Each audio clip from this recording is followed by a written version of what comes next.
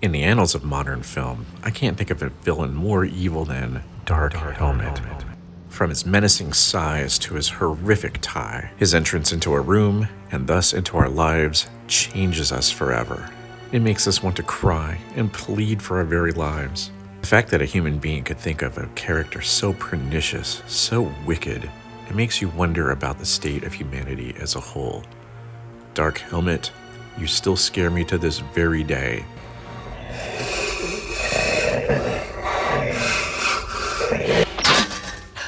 I can't breathe in this thing! As if Helmet didn't scar my life enough, I found out that there is in fact a steam engine equivalent of this character. It is the Class 06 made by Deutsche Reichsbahn right before the outbreak of World War II. It was used for high-speed passenger service, usually up to about 120 kilometers an hour, something like that. It was one of the only, actually, northern configuration locomotives made by Germany. Of course, that is my favorite configuration. And as you can see, most people would call this a streamlined locomotive. I would call this a dark helmeted locomotive. And, it had a really ignoble end, actually. It just didn't work very well, so in around 1951, they broke them up for scrap. Ugh, look at that poor thing. But it's probably better for all of us. For those of you that don't know, Marklin, the model train company, has an insider club thing where you get newsletters, things like that, and you also get a chance to purchase the insider locomotive for any particular year. Sometimes they have a couple, and the retailer needs to ask you your club ID and all that before he or she will sell it to you, although sometimes you can find a seller who will sell it to you even without those things. You didn't hear that from me, though. What? You went over my helmet? Yeah, forget I said anything. But this year's Insider model was, in fact, the Dark Helmet steam engine.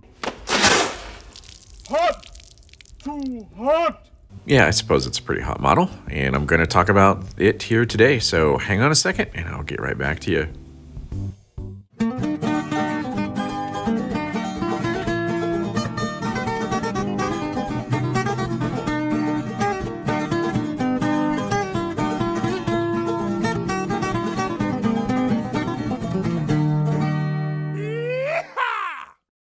Hey everyone, today's episode is brought to you by Roll-Tru Scale Models, in particular Roll-Tru's line of precision-made HO scale wheels.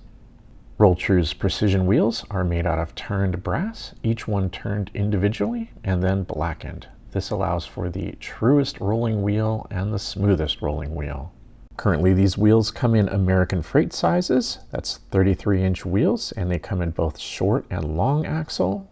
And they also come in IHC, AHM, and Rivarossery replacement sizes. That includes the incredibly small pizza cutter wheels and the standard plastic wheels. Remember Roll-Tru for the truest rolling wheels. Let's go ahead and get pure evil out of the box here. What's kind of weird is in the US, I seem to get these later than people in Europe, and a lot of times people in Europe can just get things that I can't get at all. But certainly I could get the Marklin Insider here. I've gotten a few. I don't buy every single one that comes out, but I wanted one of these and I already had a consist kind of set aside for it. And so I decided, well, now's a good time as any since it's the special edition. Get through all that stuff, but here's everything it has. And Marklin, they're usually pretty good on sounds, but usually with their special editions, they have more sounds, more lights. I think probably, we have a firebox glow in here, we have cab lighting. So I think we have most of the things that I would normally look for, and an extra special locomotive. Here's everything. So I think I have a central station 3+. I'll be able to do all of this. So I'll run through these here and you can hear them and see them for yourself. Let's go ahead and pop Dark Helmet out of here. Let's see. Oh, his cab figures didn't include them, but that's sort of abnormal for Marklin to give you anything to work with, so I'm happy they did. And I guess that's probably a cover for the tender. I'm going to take it. Gotta smooth things out and make him super dark helmety. All right, as you can see, it is a Nazi-era steam locomotive. You can tell from the tender. Very, very nice. It looks pretty good here. All right, let me plop him down on the track so we can get a better look. This is a plastic shell model, and so we'll kind of take a look at it, and it's all buttoned up pretty good. Lots of rivets, lots of seams holding this thing together, so it's not surprising that, I don't know, it looks a little bit plain in a way, and Wonder if, I mean, if they would have made this die cast, goodness gracious, it would have been really heavy, but it does have traction tires. So I don't think it's going to have any problems pulling anything you want to put behind it. But yeah, well, we'll see at the top here in a second, but there is a little bit of flashing on the top that you can see. It's not bad. And the smoke unit is a little bit, I don't know, it's a little bit weak, but Marklin, one of their specialties doesn't seem to be smoke units. Well, there are some exceptions, and I'll show them here. Very nice crisp paint there. They do a good job with their paint. I've never had complaints with Marklin in terms of their paint application. See the firebox light there, and I'll go over that a little bit more. Nice big driving wheels, and you'll see the rods going around. It's all a little bit muted, but it's supposed to be, I guess, it's a 100% streamlined locomotive, so there's not going to be a lot of character to it in that sense. Except, once again, it does look like dark helmet, I think. So, yeah, I mean, again, if you're somebody who's thinking about, if you're into streamline engines, this one's fairly unique. It looks kind of like an evil version of maybe the Coronation class from England, that sort of thing. So, going around to the back, again, it's not a big standout locomotive in terms of its paint. I mean, it's a very understated locomotive. Its shape does all the talking. I think that's where, and the buffers are not sprung. It's kind of a bummer. I think that would have been a nice add-in. Yeah, it would have been nice. Okay, the lighting functions. There are actually two. They are actually headlights with the dynamo.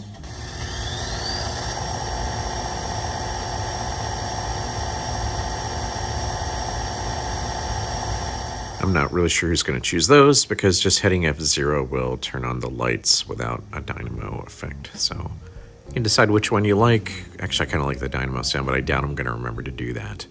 Here are the switching lights. That's the only time that these come on. And then we have a cab light and also firebox light. And I'll show those a couple more times here going forward, but you can see it in there. Pretty nifty. I'll go ahead and run through the sounds for you, and I won't do a run-up. I'll just do that during the regular running session.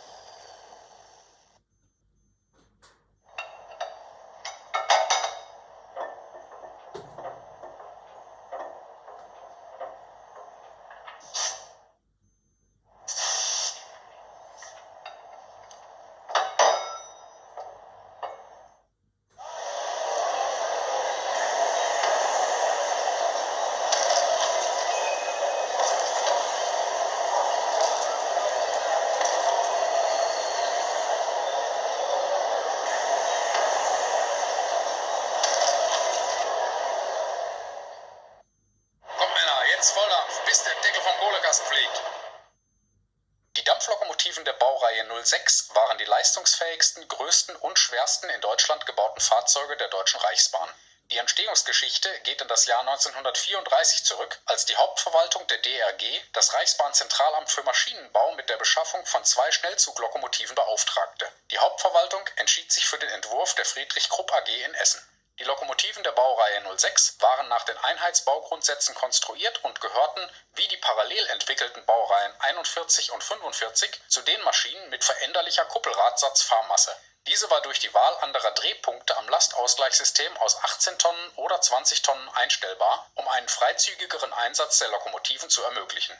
Wegen des Krieges blieb es bei den 2 Fahrzeugen. Nach dem Zweiten Weltkrieg war kein Bedarf mehr für eine Lok dieser Größenordnung vorhanden, sodass eine notwendige konstruktive Überarbeitung oder Nachbestellung unterblieb. Die Maschinen wurden von der Deutschen Bundesbahn 1951 ausgemustert und verschrottet.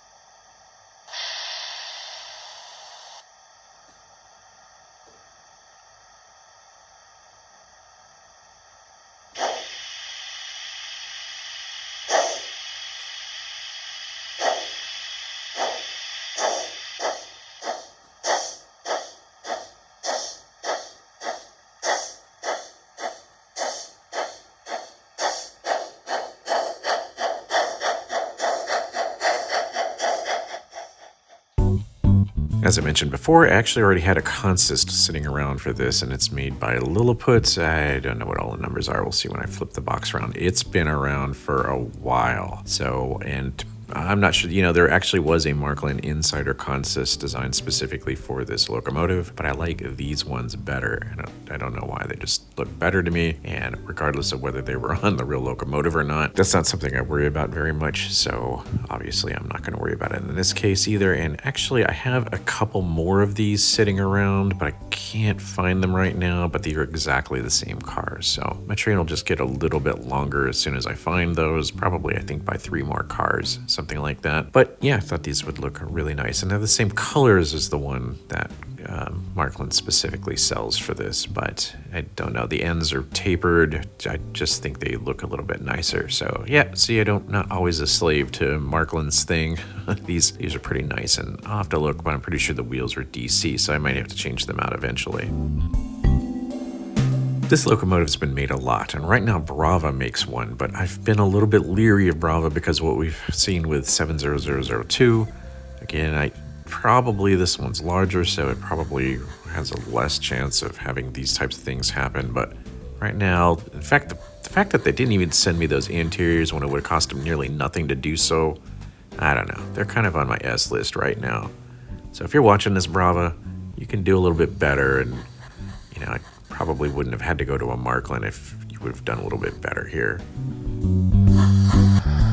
Out of the 3 new Marklins I've bought this year, this is the one that moves me the least, but then again, it's got some stiff competition.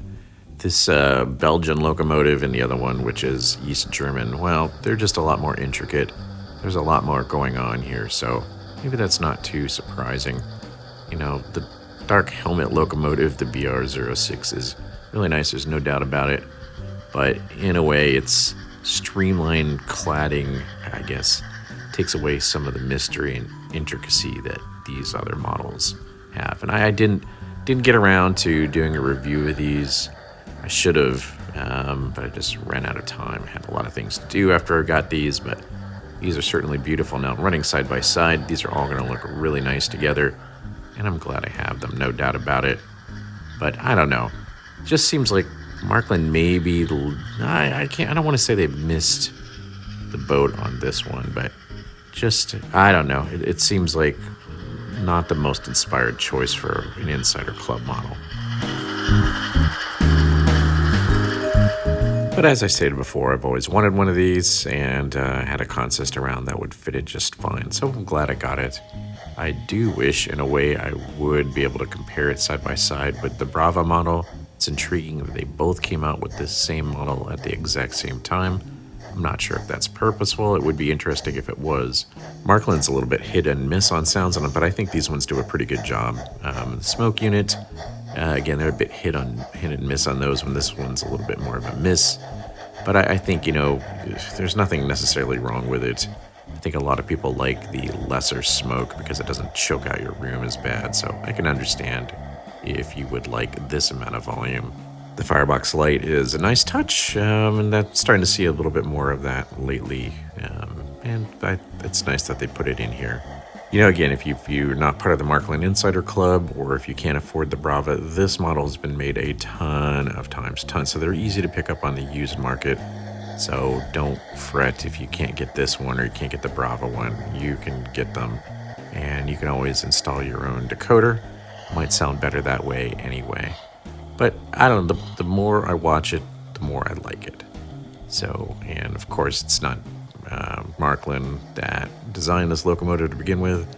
So I've just got to kind of get used to it because it is just a little bit in your face. I mean, its appearance is a little abrupt. So it's not particularly elegant either. Like I said, as soon as I saw this, I just equated it with Dark Helmet or Darth Vader because it just looks kind of brutal to me. But it's kind of endearing in itself. Okay, well, thanks for watching. I appreciate it. Really want to hear your thoughts on this. Let me know what you think, something you'd like to see on your track. I don't know if they make a tricks version of this or not, but I would assume they do. So if you'd like to see it, let me know. Or if you have the Brava one that they just came out with, maybe you can give me some idea of how they compare. All right. So, you know what? I got to glue those guys in there too. I didn't glue them in because I wanted to get this review done. So I'll have to do that pretty soon. Okay, well, again, let me know what you think. I appreciate you hanging around. And if you like what I do, please, at a minimum, take time to like and subscribe. And if you'd like to comment, I'd love to hear from you. If you really, really want to help me out, I think there's a new tip button down there. And you can always help me out by purchasing from one of my sponsored links below in the description. I will definitely see a cut of that. Okay, so until next time, happy model railroading, take care, stay safe. Looking forward to having you around. I will give you a running session here in just a second if you hang on. So hope you like it. All right, talk to you later. Bye for now. See you.